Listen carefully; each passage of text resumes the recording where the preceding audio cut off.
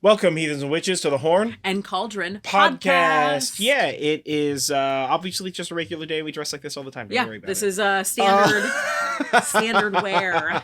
And if you're listening to this, you don't know what we're talking about, it's okay. Go check it out on YouTube or whatever.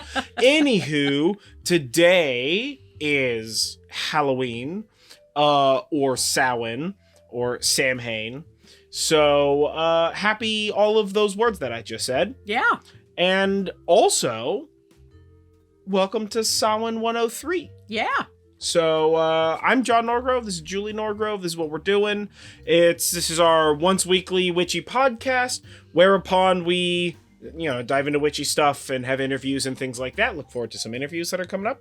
And we will, just move right along into Samhain. Let's get these festivities rocking and / or rolling. Yeah, let's do it. Gotta say all of the characters in that.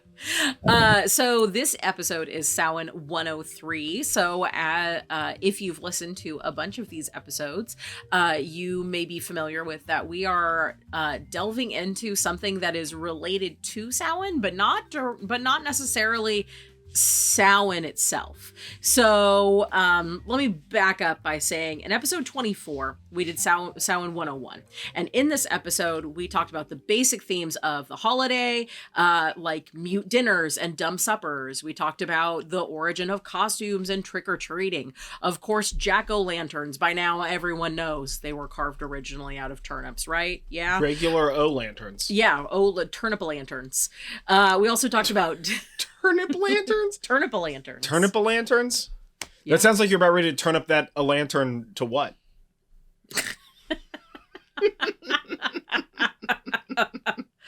Ooh, I will give that one to you. That was good. We also talked about divination and bonfires. We gave you correspondences for Samhain, as well as 2 spells that are related to the themes of the holiday. And then in episode 45... One year later.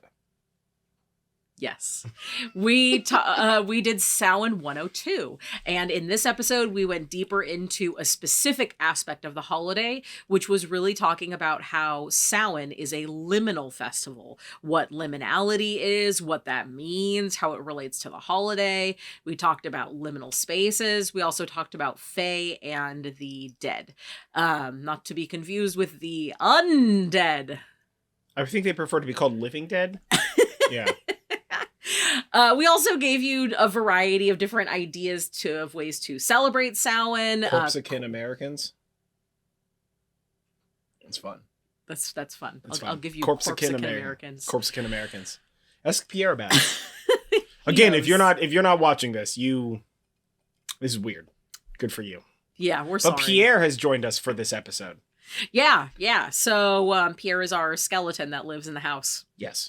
So in addition to ways to celebrate Samhain in Samhain 102, we also gave you correspondences again for the holiday and a simple Samhain ritual. So this episode, we are talking about ways to connect with the dead and other spirits. And that's because the veil is thin this time of year, and that makes it a perfect time to work with all of the entities on the other side. All right, yeah. Yeah, so we're going to go ahead and get started with talking about our ancestors. So working with your ancestors. Ancestors are our dearly departed dead. 1 degree of separation dead. Not necessarily. Ancestral work, it's been hot for like a few years now, the terms associated with it. I think it's been hot for several thousand years. Well, but okay. It's been really, I've really noticed it a lot over the last few years. Yeah.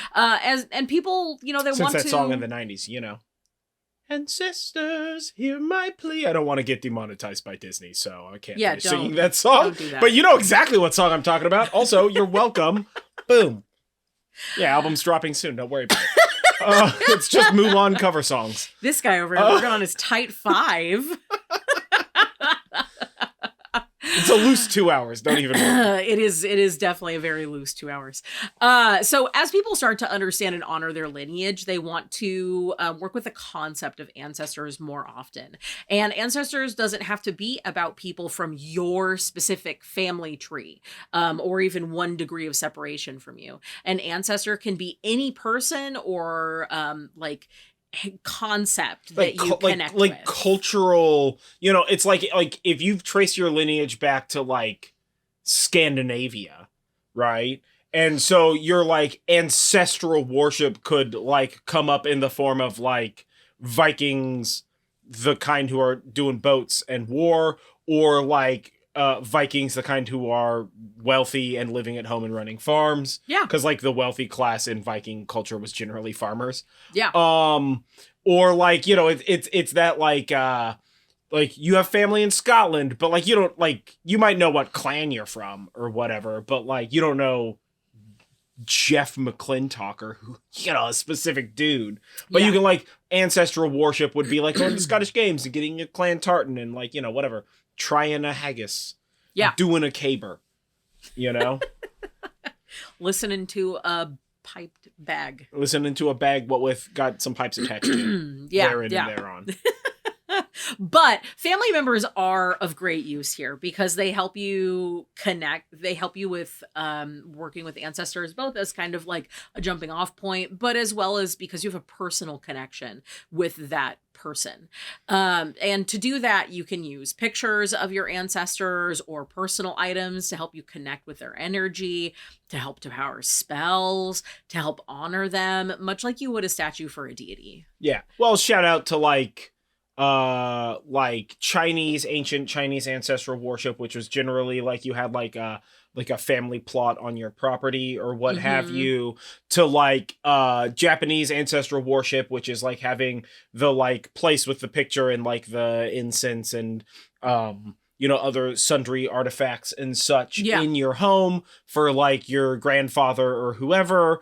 Or like shout out to like European and UK ancestral worship, which may be like the area where within you're going, like where your like ancestors bury themselves on your like familial ancestral property. Yeah. Or like going and visiting a grave. I mean, like, like when I was a kid, I would often go with dad to grandma's grave, right? Whenever we had the opportunity to down in Sonoma. Yeah. So it takes a lot of forms from like the cabinet, like if you watch anime, the like cabinet with the picture in it, Japanese style, to like just going and visiting a graveyard or whatever, or like if you've done the like heritage kind of research and then you're like, oh, I'm going to the UK and I know I've got a cousin who like a 5th cousin 97 times removed or whatever, buried at such and such graveyard, like I can go visit that graveyard, like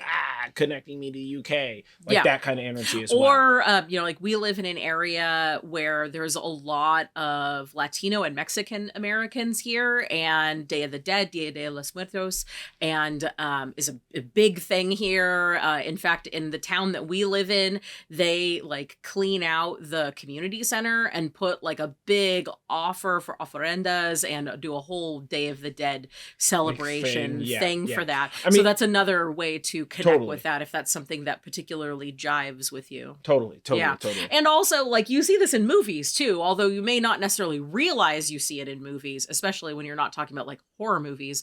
It's a common trope for a character in a movie when it's like a movie about them trying to get over the grief of a loved one passing away. They'll often go to that person's grave and talk to them as if they were there. That in and of itself is a very powerful form of ancestral worship. Totally. And working with them, because worship isn't like down on your knees, like bowing and you don't need like circles and pentagrams and such. Yeah. Well, and like with regard to horror movies, you definitely have the like, I don't understand why this thing is getting all spooky and stuff. Up. Cauldron fell.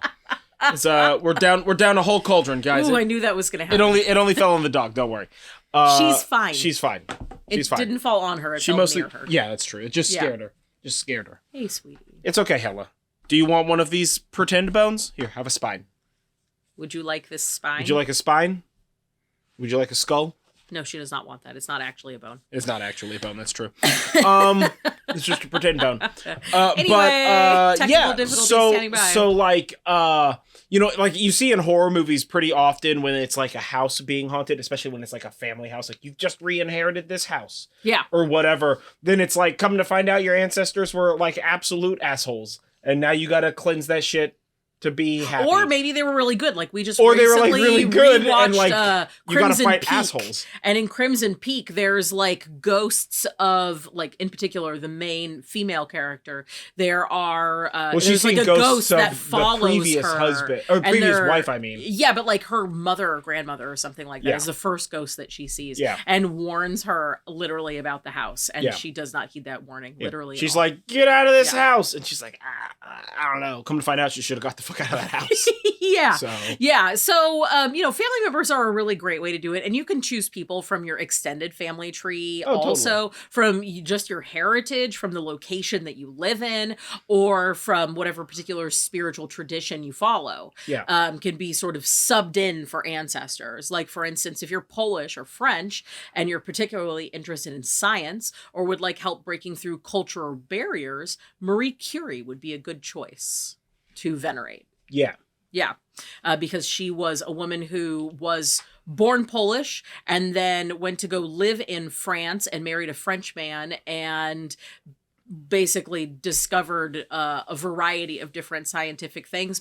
Most famously, she's remembered for her work with radioactive substances, which unfortunately did end up killing her. But as radiation does. Yeah, that's radiation for you. Yeah. Or if you follow the Greek pantheon, or you are Greek, or you live in Argos or in Greece, Chrysis, Chrysis, it would be a good choice if you'd like to help forgiving yourself after an incident. Chrysis was the priestess of a temple and accidentally burned the whole thing down with an unattended candle, and then fled the town that Temple made out of rocks back then. That's it's a bold strategy. It is a burn a rock down. It's a fucking hell of a fire. Yeah. Yeah. And if you're American, especially if you're from Kentucky, and want to channel energy about sticking to your principles, doing what's right, and abolishing slavery, call upon Cassius Marcellus Clay. Yeah. And more information about all three of those figures is in the show notes in the description below. Yeah, or to the side or above or to the other wherever side. It happens to be. It's there. Forwards and backwards in time. It doesn't matter. It's like 5-dimensionally not in the same place, depending on where you're watching this. Yeah, yeah. In particular, I recommend the YouTube video about Cassius Marcellus Clay. It is a wild ride from a YouTuber that we absolutely love. Yeah. So you can, so like you had mentioned, you can take these things from outside of your own like specific ancestry, your specific family line, and call upon them. Totally. Yeah. You can definitely use this like greater than n+1. Yeah. And also just using the archetype of ancestor is really helpful here. And that's basically those that came before you. And that's a really open statement. So you can kind of take that to whatever that means to you. Yeah. You can also call upon the archetype of mothers, of fathers, of warriors, of witches, and use those ancestor archetypes. There's a lot that's available. Yeah. Out Like if there you don't know, like Brenda from 1423 was particularly a witch or something, you can just talk about like my ancestral witches. And then like all the ancestral witches are going to be like hooty hoo, right? Yeah. Whereas like, it's the same thing if you're doing like a warrior kind of a thing, like obviously somewhere in your past somebody was, like smacking people up and such. Yeah. So doing warrior based shenanery. So like doing like my ancestral warriors, lend me your strength, hear my plea. The song tells you everything. Yeah. Well, and this might be a particularly helpful way to use ancestor worship if you feel that you have someone in your lineage that is maybe a bit unsavory. Maybe did some things that you're not particularly happy with. Yeah. So that's definitely a way to be able to honor that. Just skip that person. Yeah. You can like, who's that? Brett? Fuck that guy. Skip him. Other all ancestors minus Brett. You know, think about it like a Google search. Yeah. You say, you search the ancestors, and then in quotes, minus Brett. Because you don't want to hear from him. Yeah. You know what I'm saying? Exactly. Also, if you don't know how to do like that kind of Google search, you're welcome. Yeah, it's called Boolean search. Look it up. There's a whole bunch of cool things you can do with that. Quotes, minuses, pluses. Yeah. Yeah. So that's ancestors. So moving on to ghosts, and I'm specifically calling these out as ghosts here because this makes it easier for the categorization. Ghosts are also our dearly departed dead, though they're not necessarily an ancestor. Yeah. You can call upon specific deceased people or those in a certain location. You can see this is similar to ancestors, but not quite there. Yep. And calling on ghosts is particularly popular for seances, or for connecting with the whole dead. It's like the whole point of seances. It is. Right? It'd be weird if you did a seance and you're like, I want to talk to Brad, and Brad just walks in the door and is like, hey, somebody need to talk to me here? And you're like, yeah, what's up, dude? You owe me $10. That's not a seance. That's just a phone call. Yeah. So that's the difference. Seance, not alive. Phone call, regular alive. Definitions, right? Yeah, and seances are not quite as popular now as they were in the past. We've talked about in a few episodes how in the sort of like early theosophy times, the Age of Enlightenment in the mid to late 1800s, people were very hype on seances. Bloody Tall Dude's wife was way into that. Abraham Lincoln's wife, Mary Todd Lincoln. Yeah, she was very into Mary Todd Lincoln, so into that, bro. Yeah.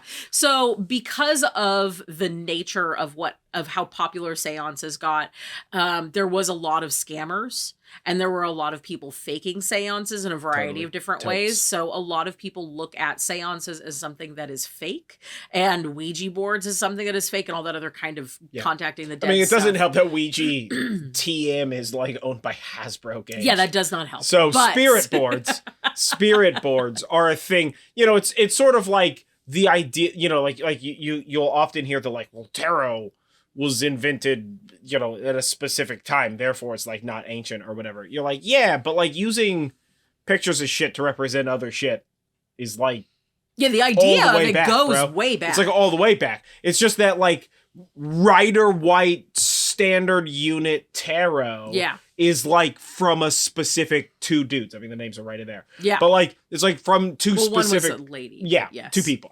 Dude is a non-gender term to me. So, but like, yeah, it's just like from two people. Right. But like, you know, it's the same thing with like spirit boards is just like words written down somewhere, letters written down somewhere, some stuff written down somewhere. And you're just like, vibing on particular bits of it or whatever. Yeah. Right. And just because like what we as like, especially as Americans, and I wonder if this exists outside of America, this like fascination with specifically the like unit of Ouija. Yeah. Right. Because like that is the brand name, as it were. You know, that's the Q-tip, that's the jacuzzi or whatever. The FedEx, the Xerox of it, you know. But like spirit boards are like way older than that. Yeah, and we actually talk at length about this in our very first pub chat ever. So I will put a link for that down below so you can take a listen to that, because I definitely grabbed a bunch of tidbit knowledge that I don't necessarily remember all the fun little party facts about it. But you can definitely use seances to contact ghosts, and really it doesn't have to be a big production, and seances aren't always fake. But if somebody is selling seances, maybe get a second opinion before you give them some money, because look up a Yelp, dog. I mean, you know, it's like going to a new restaurant. Yeah. Yelp that stuff. Or whatever people use to look up reviews. I don't do that, but whatever that is. Yeah. So anyway, to work with a ghost, who can be basically anyone, you can use personal effects if you happen to have them, pictures of that person being physically in a location that they frequented. These are like the best way to contact with these entities. You know, so if you're trying to connect with Albert Einstein, you know, like get one of those like posters of him like sticking his tongue out with the crazy hair. Yeah. Visit a university or something? Wherever he was from. Taught at. Man, we just watched a movie that had that information in it, and it is all gone right now. But, like, whatever, dog. You know what I'm talking about. Totally. Yeah, so ghosts, you can also connect with them. Maybe watch a few spooky house movies and the spooky ghost movies, and then, like, heed the warnings these movies are telling you. Yeah, right? You don't need to read a book. You can just watch, like, a haunting of a particular house and, like, a ghost following some people, and then you're gonna get, like, the general vibe that if, like, stuff's getting squirrely, put the Ouija board down. Leave the house. If the ghost of your grandma says, don't do this, highly recommend. Listen to your Nana. Do not fucking do this. Yeah. Right? It's obvious. Yeah. I mean, this is top of mind for us because we've been watching spooky movies all month. It has been a spooky movie as is month. our October custom. So we are, definitely listen to the Harbinger. Yeah. Yeah, guys. Yeah, if a stranger waxes weirdly poetically at you about the thing you're about to do, I highly recommend you find new plans. Yeah. Or you gotta go to that cabin in the woods. You know what? I don't need that cabin right now. All of a sudden, I've remembered that I may or may not have left the stove on at the house. I'm gonna go back. Yeah, we're just gonna turn right around. Not gonna deal with that. Not gonna deal with that. Yeah. Right? Yeah. So next stop on this list is deities. And this may surprise you that being included in this list because of the way that we modernly look at deity work and worship. But connecting with deities is also easier when the veil is thin because of the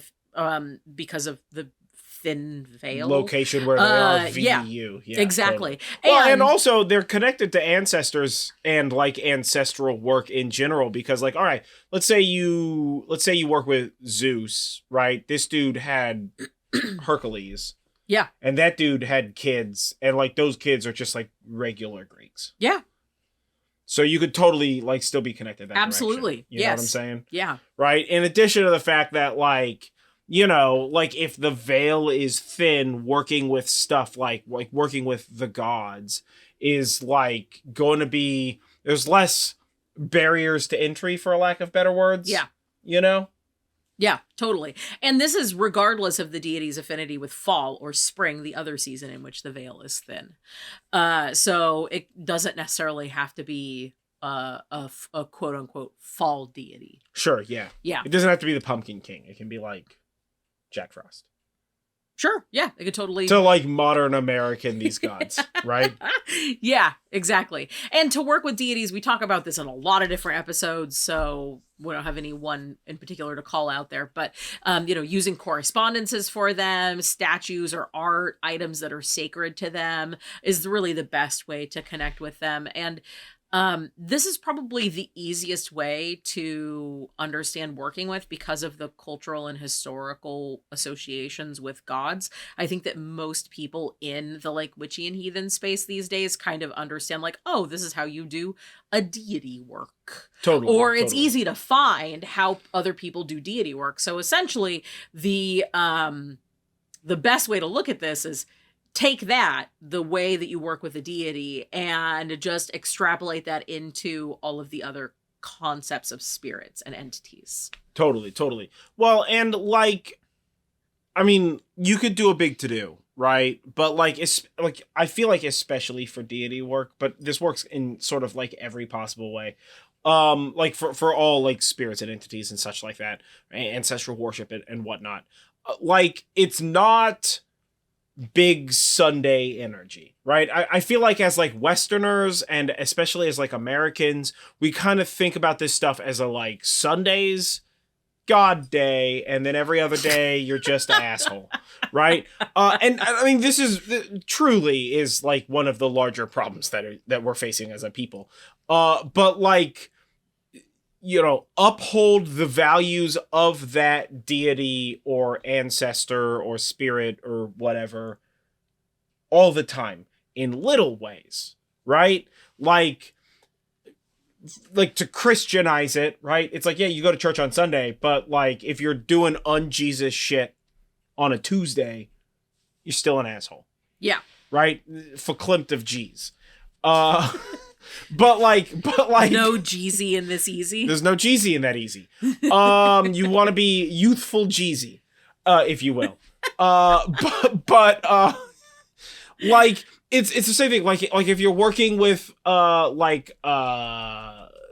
goddess of beauty, every time you see a mirror, I love this. I live off of this one. Every time you see a mirror, give yourself a little, what's up, dog? Give yourself a little, hey, I'm looking great. Right? Yeah. Because that's that small devotional like practice. Yeah. You know what I'm saying? So like, especially as you approach hit and exit veil thinning times, right, in quotes, then like those are even more important times for you to be like, like I got, you got to do whatever. If you're worshiping Hades, do some Hades shit, right? Yeah. Are you worshiping bloody what's her name, Hades' wife? Do some flowers. Persephone, do some flowers or some shit. Yeah. But like it's the little work. It doesn't just have to be like big ritual TM. It can be like little everyday shit. Yeah. And that's totally worth it. Totally. Yeah. Yeah. So next up on this train of terrors. It's definitely not a train of terrors. No, I tried.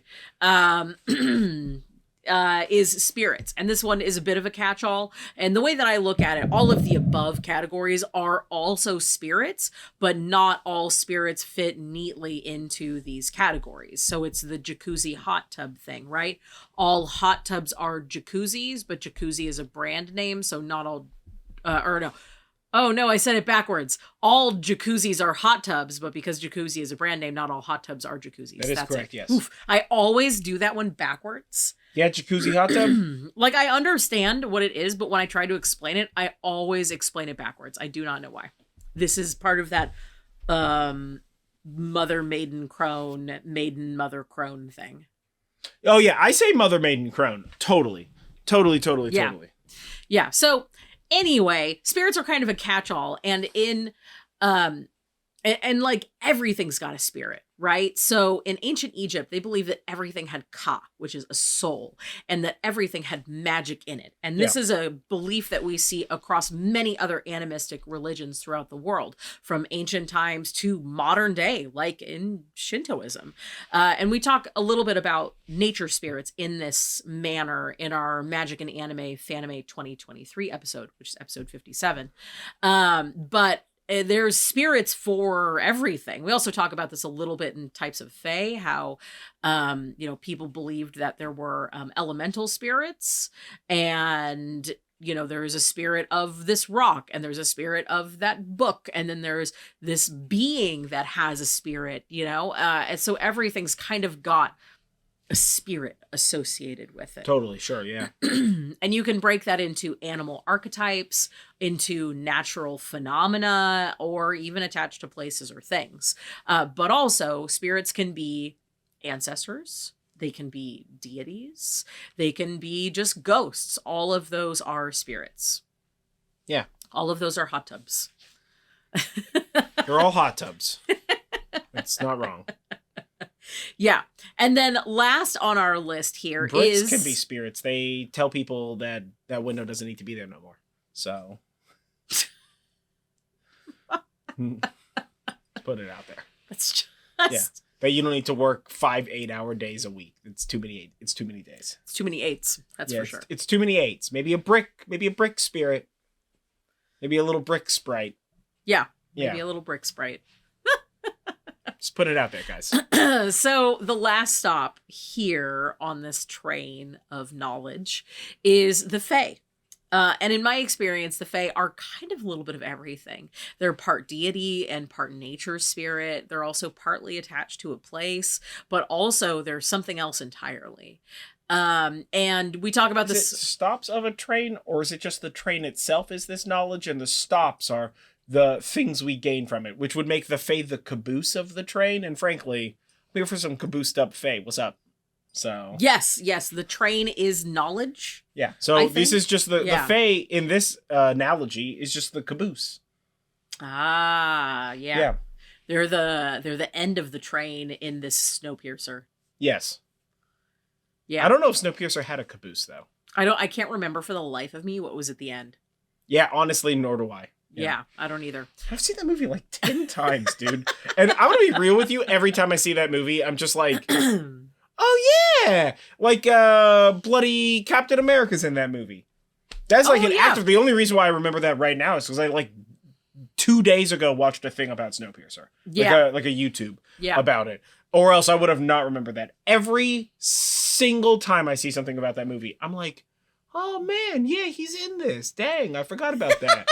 It's one of those movies, dude, that just like bleeds into the background for me. I have no clue why. Because it's a good movie. I mean, you know, it's a pretty good movie. It was a good movie. It's Willy Wonka 3, so whatever. Yeah, kind of. Yeah. Maybe more than kind of. Yeah, maybe more than kind of. The Fae. So Watch you just derail that piercing snow. Yeah, just derailed this train of knowledge. So the Fae are nothing to be afraid of, especially if you are new here. We talk a lot about working with the Fae. I work with the Fae a lot, and we specifically talk about how to work with the Fae in episode 9, working with the Fae. And we also talk about types of Fae around the world in episode 39. So definitely check those out if you want to know more about the Fae. But basically your primer is that the Fae aren't anything to be afraid of. They are just a spirit, an entity that works on a more transactional type of a relationship. You do something for them and they do something for you. Like you ask them to do something for you and you repay them in kind with a task or with an offering. It's really that simple. Well, we have this sort of like, I don't really know where it comes from, but there's this sort of like cultural concept that the Fae are like dark or somehow negative in some way. And honestly, I don't know where that comes from. But it's just different, bro. Yeah. You know, like it would be like, and I mean, I think this is a fantastic example, especially right now. It would be like traveling to a foreign country. Mm-hmm. There are just going to be some things that are different. Yeah. So don't be disrespectful to different people's shit. It's insane that I have to say that out loud. My gods. But like, clearly it needs to be said today. But like, yeah, the Fae is just, it's a different culture. Yeah, exactly. You know? So just be respectful, a great way to put it. Not a problem. Right. And any of this, like, the Fae are evil or trickster or some bullshit like that. That's just like, I don't know. It's just like racist hype shit, bro. I love that. Yeah. Yes. It's just racism, dog. Yeah. That's all that is. Yeah. Yeah. I absolutely agree with that. So, working with the Fae during the liminal season of fall and spring is also easier to do. As the Fae are looking to go into hibernation or into sort of their winter routines in the fall, and as they're coming out of it and waking up for the summertime in the spring, this is a great time to start a relationship with the Fae. Now, to connect with these Fae-lationship. Yeah, Fae-lationship. Yeah. A Fae-ship. So I don't know about Fae-ship. It's like a friendship, but with Fae. Yeah, I don't know about Fae-ship. Well, that makes more sense than Fae-rend-ship. A Fae-lationship. Fae-lationship, I guess, probably works the best. Yeah. So anyway, connecting with these entities is basically about the same across all of the different types of spirits and entities. So aside from any specific recommendations that we have already talked about, this is all pretty simple. So start by researching the energy of the spirit you want to connect with. If that's ancestor work and you're looking to call upon something like that, do some research. If you're looking to connect with a very specific person, whether it be from your family or a figure from history, again, do some research. In fact, the only reason why you know that entity exists to begin with is because research foisted upon you to begin with, right? Yeah. Nobody's out here just never heard of bloody Thor. Just like, you know what? I'm going to worship the dude who's doing thunder with hammers and such. Yeah. Bane of the Jotuns and whatnot. Yeah. Right? Like, you already have some sort of basal knowledge for this information, right? So then obviously like look into it such that you're not like, oh, I don't know, whatever, Thor's super into flowers. That's probably not Thor. You're probably thinking of a different person entirely. Yeah. Right, dog? You know, it's like that kind of thing. Yeah. And if you're thinking, well, guys, I don't even know where to begin with this research. How do I know that this information is correct? As far as spirits go, it's a lot of it's a bit more open to interpretation because there's sort of like the way that you best work with an entity, right? And then there's also the way that you perceive an entity. This is harder for things that have not really had a corporeal form. So working with the Fae is a little bit more of like personal experience and understanding than it is because you read it in a book. Yeah. Whereas working with a specific person in history makes more sense to understand more about actually their corporeal form. Totally. Well, and I would argue that this is kind of the same for like deity worship and ancestral worship and like spirit worship, like nature spirits and such like this. Is it sort of like think about it like kind of like a vibe check? Yeah. Sort of an energy, right? Like if you're like hypersimplification. If you're an electrician and you're worshiping Zeus, then your focus is primarily going to be the lightning. Yeah. Right? And like maybe less the weird other parts of Zeus. Yeah. Yeah. Yes. Right? That stuff. And so it's that. It doesn't mean that like you get to pick and choose, right? And I think that this is one of those like you kind of have to approach this from two directions. One, there's like whatever like information you can find on a group of people. So like choose a group of stuff, right? Spirits, deities, ancestors, whatever. And then choose the things that you want to work with worship wise, right? And then like see where those Venn diagrams overlap. And then from that information, you're like, all right, well, like lightning and such, I'm doing Zeus. Grounding and such, I'm doing what you call it, Demeter. Yeah. Right. Protection and such, I'm doing so and so. My boss is an asshole, so I gotta yell at that guy all the time. So I'm gonna do a little air. I'm gonna sprinkle a little Aries in here, and I gotta communicate properly to other people. You know, lockout, tag out style. Not to touch this shit because I'm working with it and it's live electricity. So I need a little bit of Hermes. Yeah. Up in here. Right? So you see what you've just done there is you've set up a system of worship for you to properly handle, like, let's say, your work-life balance, right? Your balance within work with regard to like the job that you have. And it's like a little bit of Zeus and a little bit of Hermes and a little bit of Demeter and a little bit of Aries or whoever. So that way you can get that job done most efficiently. Yeah. Right. Yeah. And so this is one of those like, there is no right answer. I think that is the most limiting factor we have is the idea that like, okay, Zeus means these 5 things and no more things and no less things, right? Like that's not how that shit works. That's not how that shit works for literally anybody, anywhere, anytime. So like, don't worry about that. But like, if the grand sum total of conversation, right? This is where you make the practice of continual education, research, and study, right? If the grand sum total of practice is like Zeus is a bit of a dick and you worship Zeus and you're like, Zeus seems pretty gangster, but you're only worshiping purely from the standpoint of like electrical current and lightning and shit, then like you're only accessing a specific portion of the like Zeus archetype. Yeah. For a lack of better words. Right?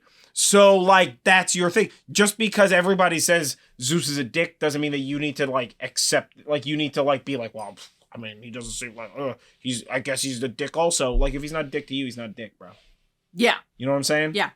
And you don't need to, you don't need to work with that part of the archetype that doesn't make sense to you. Yeah, yeah. Think about it like going to a restaurant. If you're going to a restaurant and everybody's like, oh my God, I hate Shorty's. It's a terrible restaurant. And you're like, but they have great fish and chips. And that's what I'm there for. Right? Just because everybody else is complaining that the burgers are awful doesn't mean that you can't still go there and eat fish and chips. Yeah. Or go there and just drink a beer because you're like, I don't give a shit about the food. Like, I'm not coming here to eat food, but the bartender and I are homies from like back in the DZ. So like, I'm gonna hang out here like on a Friday night, have a couple of pints, and then go have dinner elsewhere. Yeah. You know what I'm saying? Totally. So, like, think about this. We learn from all of our interactions, and I think that this is one of those things where we often try and, like, segregate, like, practice and religion and magic and mysticism and all of that stuff into this sort of, like, uniformly special place wherein we can take our regular interactions with stuff differently. We all have a friend where we're like, oh, yeah, I know Brian, he's cool, dog. And everybody else is like, he's kind of fucking weird. And you're like, I mean, he's weird, but he's not that weird. And they're like, he's kind of fucking weird, dude. You know? And you're like, you don't get it or whatever. And it's because, like, you just don't interact with Brian in such a way where you're experiencing him being, like, weird about some shit, you know? Yeah. Every time he brings up Star Wars, you're like, oh, yeah, I mean, Star Wars is all right. And that just, like, shuts him down so he doesn't go off on a diatribe about the fucking post schools or whatever. Yeah. Yeah. You know? Yeah. It's like that kind of energy. We already have practice in this. We just have to apply it to the greater, you know, profound, like, whatever. Yeah. Work. Yeah. And from a more practical standpoint, if you are looking to do research and you don't know what to do or where to start, I recommend that you start with Wikipedia. Yeah. And look the thing up there. Wikipedia gets a really bad rap because it's it's like an open source thing. But Wikipedia has rules about how you can contribute. And they also have checks and balances to find things that are incorrect. And yes, sometimes things slip through, but realistically, the information in Wikipedia is no differently biased and has no less chance of being incorrect than an actual physical set of like encyclopedias at the library. So I highly recommend that you check out Wikipedia. I start almost all of our episodes with seeing what there is on Wikipedia and then going from there. Yeah. Because you can find the sources easily and you can choose to follow those rabbit holes if you wish. Yeah. And then you already have a basic idea of the thing that you are looking at to jump off. So that now you can look at other websites and go, okay, this makes sense. This is very similar to what I've already read. So that one probably pretty close. And then you can kind of continue through that loophole of finding things and going, oh, okay, this is similar to what I've already heard. And this person is citing sources. So if you have questions or if you're unsure, if you want to know more, you can search out those sources to find that. Yeah. Well, I think that in general, this is, there's no one-stop shop for any knowledge. Right? It's like stacking Venn diagrams, right? We always think of like the two overlapping circles, but like when you read an article, that's some unit of information.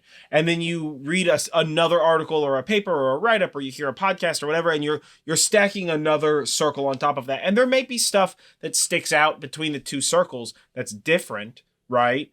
And you may choose to explore that information, which is going to drive the sort of curve of the bend of knowledge that you're seeking out, right? Or you're going to continue to stay generalized. And as you do that, and you kind of have these like outliers falling off, you come to this point, you reach a place where you've like rendered out the purest singular point of that particular piece of research or like research topic, whereupon you're able to make decisions that sort of branch downward based on the information that you have, right? Yeah. And like, don't be afraid of finding a piece of information that you vibe with more that might go against what you already believed, or information that you don't vibe with and that you don't believe and that's entirely antithetical to like the system that you're working on. And it doesn't mean that it's not important or useful to somebody else. It's just different, right? Like different isn't scary.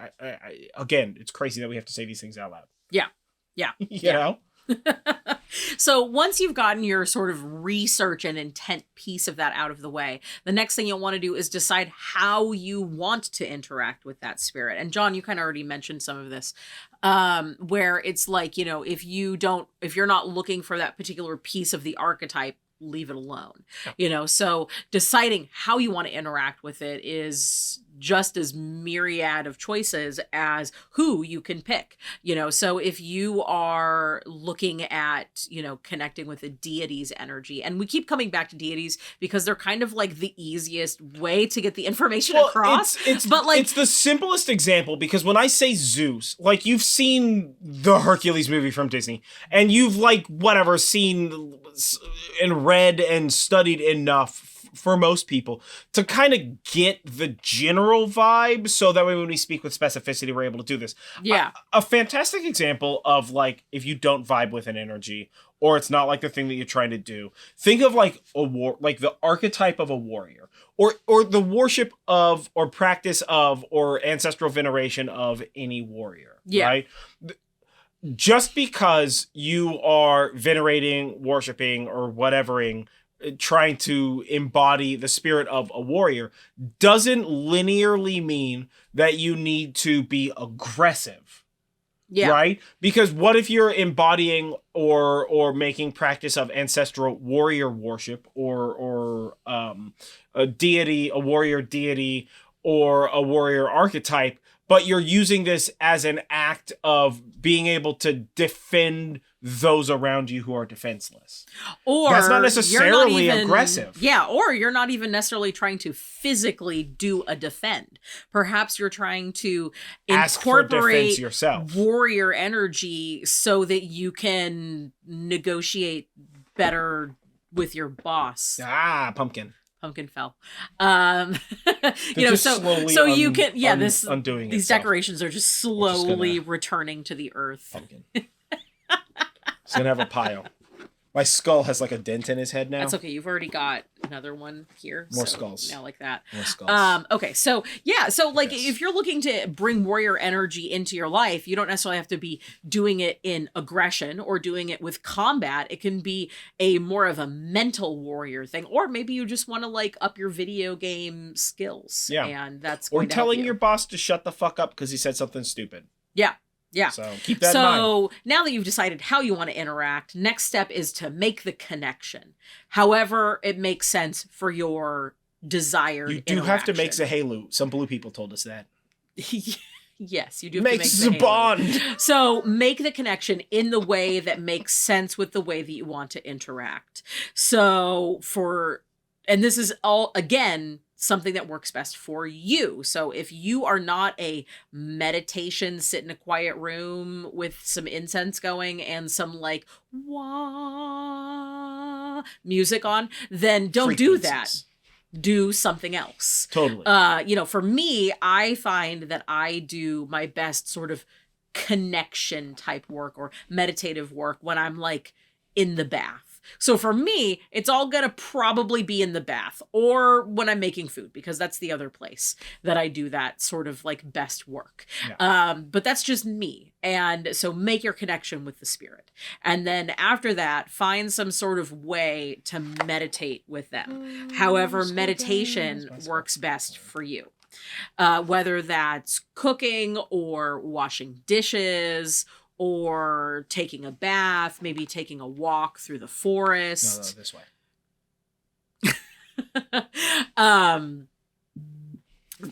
So find your way to sort of bring that meditation to quiet your mind around working with this particular entity. And maybe your meditation is like mosh pit at a metal show. Yeah. Right? And that's where you're bringing big Thor energy or whatever. Yeah. So like, yeah, just because like you've read 1,000 things that say like, you got to do this thing, doesn't necessarily mean that that's the thing that like resonates best with you for that stuff. Yeah. Right? Like you're not really like a sit in a room meditate person. Yeah. Whereas like I have no problem. I meditate all the time. Yeah. And we have a whole episode that we talk about meditation in almost everything, but we have a whole episode where we talk about meditation, and that will be linked in the show notes below as well. So once you have your meditation, now you're going to use items to anchor yourself to the entity's energy. Whatever these items are, you can enchant something, you can use a personal item if that's applicable and also not a crime. Yeah, don't do crimes. Or burn your house down. You know what? Fire safety. Don't do crimes. Make sure that shit's robbing. not sketchy. Yeah, God's hell, no grave robbing. It's that simple. So use items to anchor yourself to their energy. So going off of the whole like Zeus electrician thing, maybe, your keys to your work truck have a Thunderbolt keychain on them. Yeah. So that's like an easy way to do something like that. That's just sort of always there. Yeah. Do you worship Thor? Maybe keep a hammer in and around wherever you're doing that work. Yeah. Yeah. Yeah. It doesn't need to be a nice hammer. It doesn't need to be some bloody $600 hand-carved Mjolnir replica. It can just be like a fucking claw hammer, right? And, you want to double dip? It's the claw hammer that your dad gave you when you moved out of your house. There you go. It's 2 dips right there. Yeah. You know what I'm saying? So, like, it's not that it needs to, like, fit accurately some sort of corporate mold. Yeah, our ritual hammer that we use for a variety of things, and also that we used in our wedding. Yeah, our wedding hammer, the ritual hammer that we have, I use to split wood. Yeah. All winter. Like, anytime I get wood. I use that hammer for a bunch of shit. Yeah, and we bought that thing from, like, Home Depot. Oh, yeah, that's just like a big box store hammer. Yeah, that's just a big like box like store a 5-pound sledge. Yeah. Short haft sledge. And I've, like, rewrapped the handle in leather twice now. In fact, I need to rewrap the handle now. It's starting to fall apart. Yeah. Not the handle, the leather. It's been a little on fire a couple of times. Yeah. So it doesn't have to be a pristine item that just like sits on your altar space. But if that works better for you, then do that. Oh yeah. Because spend remember, that $600, girl. It's like whatever you like the most. Yeah. So next, and I think this is probably the most important piece of this whole thing, is to listen and incorporate the guidance offered by the entity into your daily life. And that's a tough one because not all of us take advice so easily. It's easy to give, not so easy to take. So I talked about this in, I believe, our Aphrodite episode, but I've talked about this before, where when I first started working with Aphrodite, she was like, do this thing, and I didn't do it. And she was like, well, I mean, until you do the thing, we kind of can't move forward. So, like, don't call me until you've done this thing. Yeah, bro. If you're like, she wasn't mad at me, not at all. But in order for me to level up, I had to grind. I had to do that work. Yeah. Well, okay, so Aphrodite's such a fantastic example of this. Like, if you're trying to gain self-confidence or, like, find your inner beauty or whatever, and you want to work with Aphrodite, and Aphrodite's like, hey, you need to be, like, proud of the way that you look and, like, happy with yourself and, like, recognize that you're beautiful or whatever. If you look in a mirror and, like, I don't look pretty right now, that's directly antithetical to the shit that you were talking to Aphrodite about. Yeah. So, obviously, she's not going to, like, she's not going to fluff you just because you're trying to be like a sad banana, dog. Yeah. Like, Aphrodite's about beauty. Like, if you're not willing to interact with and recognize your self-worth and self-beauty, then she is going to not send you that energy because there's this balancing act. There is this, like, give and take involved in that stuff. So, like, it's the same thing. Like, if you're trying to, like, access that, like, warrior energy, then you need to be able, like, you need to defend. You need to stand up for the self. You need to interact in a warrior-like way. That doesn't mean you need to be, like, an asshole or rude or, like, aggressive or some shit.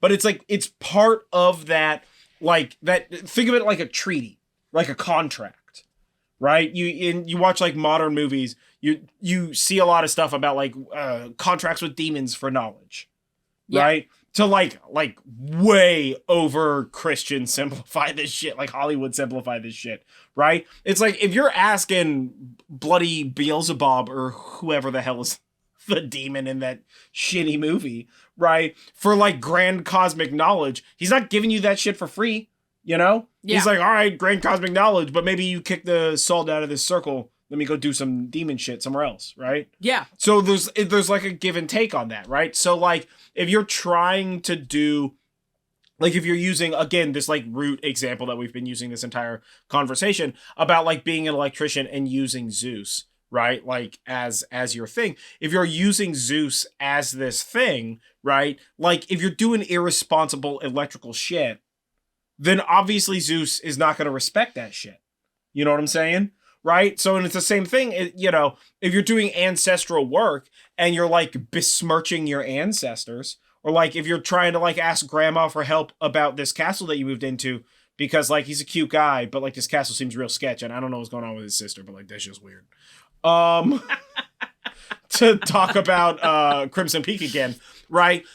And your grandma's like, don't go in there, right? Yeah, sure. Initially, she shows up. She's like, don't go in there, bro. Like, I get he's cute. It's obvious. But, like, this is a sketchy-ass house, right? And then you go into this fucking house. Obviously, grandma's going to be like, all right, well, she's not listening to me, so fuck her, dog.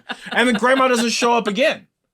Yeah. Right? Yeah. Because grandma done told you, and you did not listen to grandma, so why is she going to done tell you again? Yeah, exactly. It just doesn't make sense. Yeah. So, listen to the advice given by the entity that you're working with, and try to incorporate that. Yeah. It's not going to be easy, but it's definitely going to be worth it. It's just respect. Yes. Right? It's not even just listening to advice. It's like this profoundly simpler act of just like respect. And I'm not talking that like respect your elders like bullshit that we were all taught as kids. But like it's just like plain respect, right? If you expect respect, then you have to give respect. Right? If you expect like honor and grace and like information, then you have to give these things in turn, right? And like and to that exact same point, if they're not giving you respect, if you're trying to work with grandma and grandma's saying some like hate-filled old person shit, then like don't listen to grandma, dog. Yeah. You know what I mean? Yeah. Like listen, she was a nice lady, maybe asshole a little bit or whatever. Yeah. So again, there is this implied balancing act that exists, right? That we again already know of. We already interact with on a regular and daily basis. And it is only now when you're talking about these things specifically that we need to re-educate ourselves on them, because we are sort of used to culturally, especially here in America, like, or from a Christian standpoint, we are used to something that's a little less balanced. Right? Mm-hmm. So, and again, like, this is always an infinitely personal transaction. So just because when I'm doing Thor shit, I'm like using a hammer, and when you're doing Thor shit, you're like dressing up like a bride and drinking a lot. It's the same Thor, right? Honestly, it's like the best Thor story anyway. So like same Thor, right? Different energy, but same dude. Just like some days you wake up and you're like, I got all this work to do. I have so much energy. And some days you wake up and you're like, maybe I immediately take a nap. Can you have a nap before breakfast? I think I can. And then you just take a little fucking pre-breakfast nap to prepare your body for breakfast. You know what I mean? Yeah. So, it's all balance. Yeah. So the last piece of working with these spirits, and sort of speaking of respect from like 10 minutes ago, 20 years ago, is to leave offerings or give thanks. Yeah. Even if you don't use an altar, you can still leave offerings. You can still give thanks, because you're sort of closing the loop with that conversation, but you're also acknowledging the assistance given to you and making it so that working with that entity later on is going to be more beneficial, because they know that you've done the research, that you've done the work, that you've listened to the recommendations, and now that you're going to thank them. So, that sort of all puts everything wrapped up with a nice, neat little bow. Yeah. Definitely. It's paying the toll. It's part of that balance, right? It's the coins on the eyes when you got to pay Sharon to take you across the bloody thing. Like it's part of the balance of respect is intrinsically the idea that like if you're going to gain something from this, you need to give something in return, right? Which is, it's crazy that like we kind of expect and understand this dietitiously, like with regard to deities. Dietitious just sounded fun in my head, but like that same concept is chagrined with regard to the Fae. I don't know what that's about. It's just a thing that I recognized and noticed right now. But like, yeah, you know what? And you don't need to make, again, a big do of the thanks. You don't need to set up a whole shenan about it, right? You could always, pull out like a bloody grab a tiny dish, a dip dish, or like a whatever. Put a little spoonful of your supper in that, right? And set it next to you, and that's your offering to whatever work you're working on. And then when it's time to do dishes, clean that shit. Don't leave a mess, dog. Yeah. Right? And that's fine. Or you just don't need to leave do that a on full your dumb plate. supper. You could just leave a little bit on your plate and don't eat any of it. Or honestly, you can eat your whole food and then just offer this dinner up in thanks. Yeah. And then still eat that food, but you're eating it in thanks as opposed to just in because you're hungry. Yeah. You know what I mean? Yeah.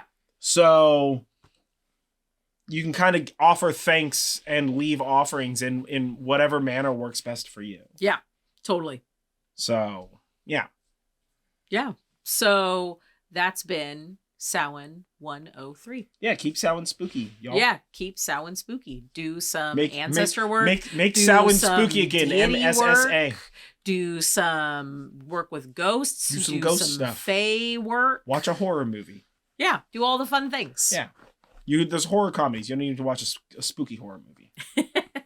Watch the Goosebumps with Jack Black. It's a great movie. It is a great movie. Yeah, and it's like a vaguely spook, I guess. I guess, yeah. It's like vaguely spooky. I guess there's like ghosts and a giant spider. We're pretty desensitized to the spooky. Yeah, I have side no of clue what is and isn't yeah, scary anymore. As Above, So Below is like peak movie for me, and that movie's probably like mind altering for most people. So, yeah. So whatever. I'm not a good judge of that.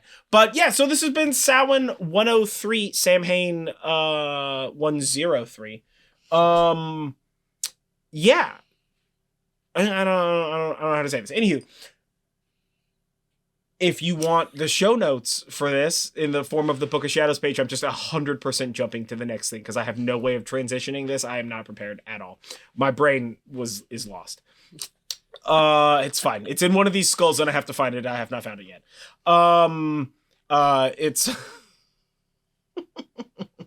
It's like what are these? The Frankenstein brain, you know? Yeah. Yeah. Like he thought it was a special brain, but it's not. Yeah, but it's not. It's wrong kind of.